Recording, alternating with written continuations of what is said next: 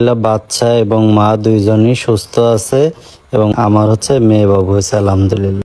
Finally সব অপেক্ষার অবসান ঘটিয়ে ছোট সতীন পূর্ণিমার কী বাবু হয়েছে সেটা কিন্তু এবার জানিয়ে দিলেন ছোট সতীনের হাজব্যান্ড।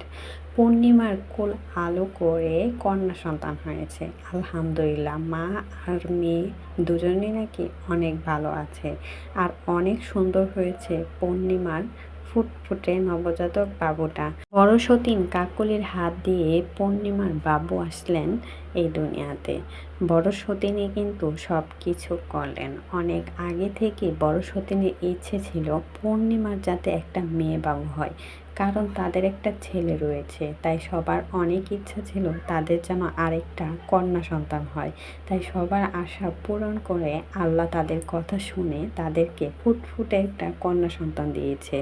কাকলি দেখে অনেক খুশি হয়ে গেলেন, কারণ পূর্ণিমার মেয়েটা অনেক বেশি সুন্দর হয়েছে, অনেক বেশি দেখতে মাশাআল্লাহ অনেক সুন্দর হয়েছে। তবে ফেসটা এখন পর্যন্ত দেখায় নাই, তবে বলেছে পরবর্তীতে দেখাবে।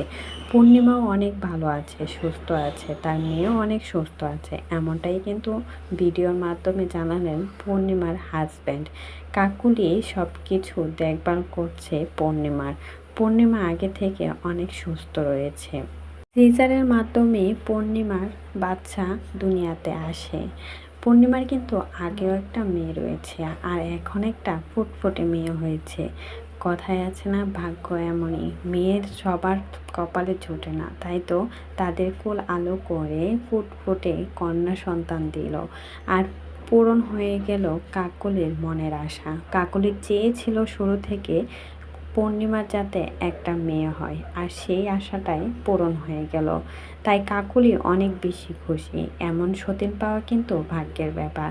তাই তো পূর্ণিমা আর কাকলি দুজনেই কিন্তু মিলেমিশে এখনও সংসার করছে।